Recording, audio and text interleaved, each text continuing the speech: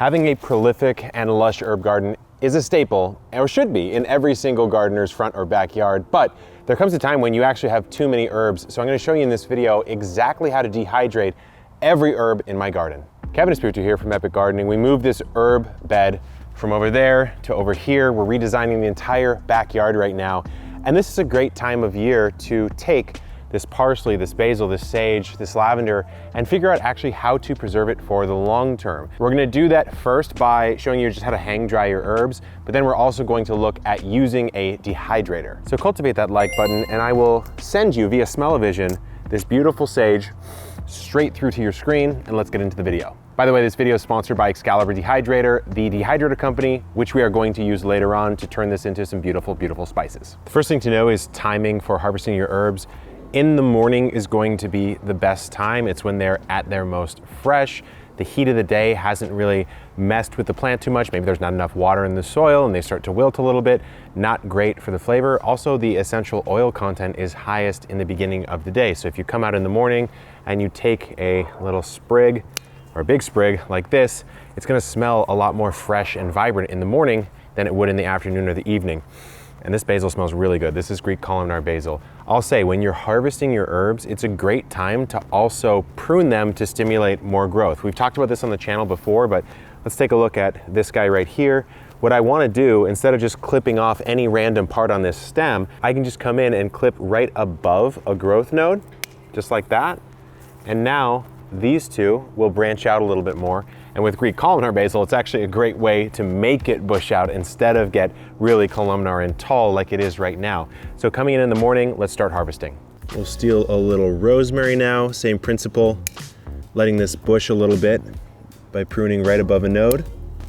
Grab one more for good measure here. When you're grabbing sage, this is the last one that we're grabbing right now that follows that same pruning rule. But it also grows typically a lot more clumped and bushy just straight from the outset. So if you don't want to be very particular about grabbing your sage, you don't have to be. I just can't seem to help it. So I've got a nice handful for the dehydrator. Oregano is a fantastic one. I kind of just come through and almost grab it in clumps and just cut clumps out like this. And I try to thin out areas that maybe are a little bit overgrown. It's getting to be fall, so this is not looking in its most prime state, but also a great time to preserve what's left and what looks good. Now, as a little bonus, I did say herbs and spices. I'm gonna harvest for you guys some of my homegrown turmeric and my homegrown ginger. It looks really terrible right now up top, but below is what we really care about. With ginger, you actually wanna see these start to fall and brown a little bit, and I'm gonna go really close because it's a very satisfying pull on both the ginger and the turmeric. Take a look how ginger grows horizontally underground with an underground rhizome, and you can just pull them straight out of the ground. One of the more satisfying harvests you'll ever see. Let's go.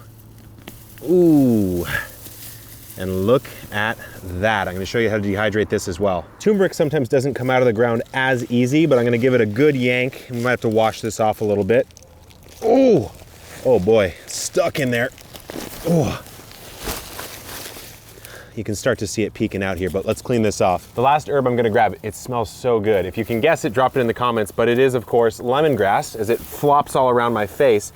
I've grown this a lot, I've propagated it a lot. It's a fantastic ornamental grass, honestly, but of course you can harvest it. I like to come in with a knife and gently separate these individual stalks away from the main base. So I'll come in like that. Didn't feel so gentle in my heart right there, but take a look. You get these individual stalks. And I'll show you a little quick tip right before we get into the actual preparation of these herbs. If you ever do want to propagate your lemongrass in a very simple way, even this little chunk right here, just this, I've planted literally that before, and it's grown into some huge ones. In fact, it grew into this one right here. So you can take a lemongrass like this, especially if it's got a little chunk of root here, and just cut this piece off, just that very bottom base, and it'll propagate directly from this right here. So pro tip, takes a little bit longer, but can be worth it. I'm gonna harvest the rest of these and let's get to prepping these herbs. I've got all the herbs that I'm going to preserve and dehydrate in this video. So we have our basil, and I'm gonna talk about how to prep them for the dehydrator or for hang drying them, because the time-honored and oldest way to dehydrate is to grab a bundle of lemongrass like this, tie it up, put it in maybe a brown paper bag, and hang it somewhere for about 2 weeks, and then you're done. But if you do want to speed it up, we're gonna of course do that. So let's take a look at basil. Now, if you have a larger leafed basil, like a classic Genovese basil, then it can make sense to just remove the leaves completely and dehydrate it leaves only. You certainly can do that here as well. If you want a really easy way to do that, what you want to do is just grab the top and then pull down while holding the main stem. So just pull down like that. Sometimes the stem breaks on you, but generally you're going to get most of the leaves off that way. And then you can create a little pile, and then that's going to be how you dehydrate. Now you can, of course, take something like a rosemary and just leave it on the stem. The problem with that is that it's going to dramatically increase the dehydrating time that you have. So, think about it. It's a hard woody stem, sort of a succulent-esque type of leaf. It's going to take longer anyways, but it's also kind of annoying to strip rosemary off of its stem like this. So you can just pop it directly in, but remember your dehydration time is going to increase. So that's a couple thoughts on how to prep. Something like sage right here, this is a great example of one that it's very easy to remove the leaves, and it seems like that's just going to be the way to go instead of putting it in with all of the stems. So in this example, great time to just strip it of its leaves, collect those in a pile, and then move on to the next one.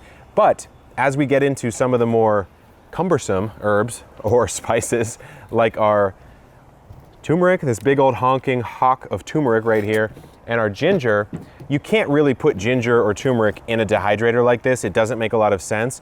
And so what you want to do is grab your best chef's knife and take cross sections or just slices, and you want them to be as uniform as possible. And so I'll go lengthwise across the ginger like this and just come in and really try to do maybe like a millimeter thick slices here as uniformly as I can. I think I made that one a little bit too thick, but that's okay. No one ever complains about it being too thick, guys. Yeah, boy. Okay, I'm sorry about that one. All right, let's move on. So you can see what I'm doing here, just really thin, uniform slices.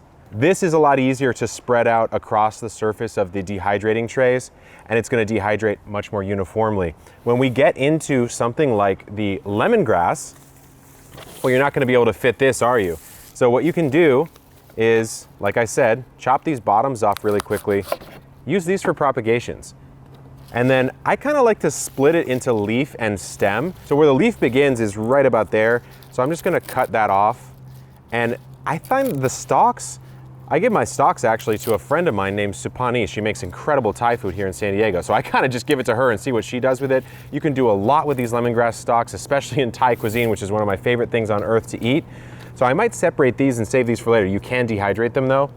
But with these, you just want to cut them into somewhat uniform chunks as well, almost like you're dicing something. So if you think about it kind of like composting, where the more surface area, the quicker it gets done. The thinner you make these slices, the quicker they're going to dehydrate, but you don't have to, but I'm going to anyways. So let's go ahead and just chop this out. Lemongrass can be a little bit fibrous. You're just gonna break this lemongrass down into something that you can more easily spread out across the surface of a tray. Okay, I'm gonna keep on working on this, and I'll see you over at the dehydrator. We're here in the Epic Garage in my preservation station, as I'm calling it. So I have a freeze dryer below, but we're not talking about that today. We're talking about the Excalibur dehydrator. I'll put the exact model of the one that I'm using in the video description.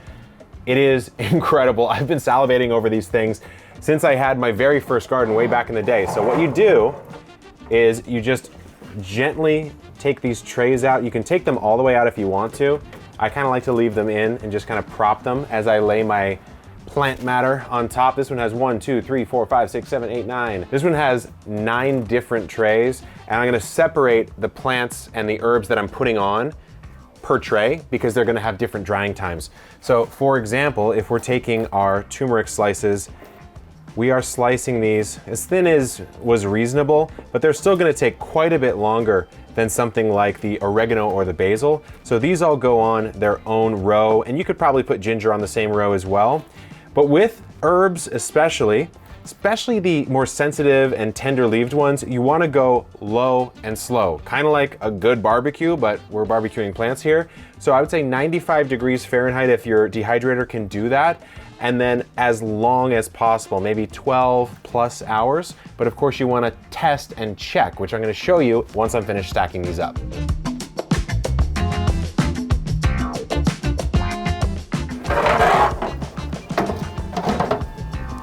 Now that we're all filled up, I'm gonna set my temp. So I'm gonna go to 95, that low and slow idea. I'm gonna crank my time up at least into the 8-hour range. Let's go to 12, and I'll check periodically, and then all you have to do is click start. All right, let's give this a check and see how we're doing. The moment of truth. What we want to see is a lot smaller pieces, which I'm already seeing on this turmeric here, and then you want to get a bit of a crunch. So take a look. Much drier, and then you want that snap. Here we go. Yeah. Now let's check one of the herb drawers. Right here. Much smaller. Again, you want that crackle. Totally getting it there. Sage even, these large leaves. Snapping open. Perfect. We have our herbs, ginger and turmeric, well dehydrated. The snap factor is high. I'm gonna show you how you can store them with just a mason jar, or if you wanna get fancy, how you can grind them into your own spice blends. So up here in the herb rack, I've got my sage, which at this point, if you wanted to, you could snap off anything you didn't want to go into your herb blend, but I'm just gonna leave these as is. On the rosemary, what I could have done before is just leave the stems on like I mentioned. I took them off here, but if you see any stem pieces, it's way easier to kind of strip them off now when it's dehydrated than it would have been earlier on. Now what I can do is just save these, rehydrate them for soups or salads or whatever I want to do, but what I'm going to do here is collect them all into one bowl and then grind them up into my own version of Italian seasoning. So in these go into my little spice grinder. I like a spice grinder instead of a food processor because it can get the spices much more finely ground. So shove these in, press the top down, couple pulses, and right away, I've got quite a nice spice blend in here. So with this little Kev's Italian seasoning, I can just toss this in a mason jar or a spice jar, maybe throw a silica packet in if I want to, and I've got a beautiful spice blend to use in my cooking. Now with the turmeric, you can actually make a super finely ground turmeric powder just by collecting and grinding it. With turmeric, you're just gonna wanna pulse it way more to get it more finely ground. And there you go, you get that beautiful, golden, powdery, highly staining turmeric powders. You gotta be careful with this stuff, but man, it is potent. I can smell it right now. It is perfect for soups, stews, and even turmeric tea or golden milk, which I really like. So I've got my little Italian spice. I have my homegrown and home ground turmeric powder. Look at the color on this, absolutely insane. I feel like you could use it as a dye. I'm sure that's actually something that it's used for. And then the lemongrass, if you remember, I just left this as is. I could dice this up a little bit more. I don't really want to blend it into a powder. It's great to steep and just make some lemongrass tea. You can combine it with lemon balm.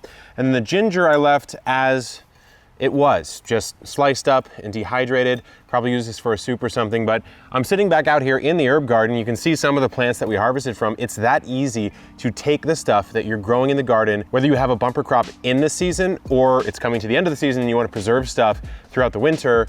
The dehydrator is a fantastic tool. So thanks to Excalibur Dehydrator for sponsoring the video, allowing me to make some of this awesome stuff. Link to them in the video description. Good luck in the garden and keep on growing.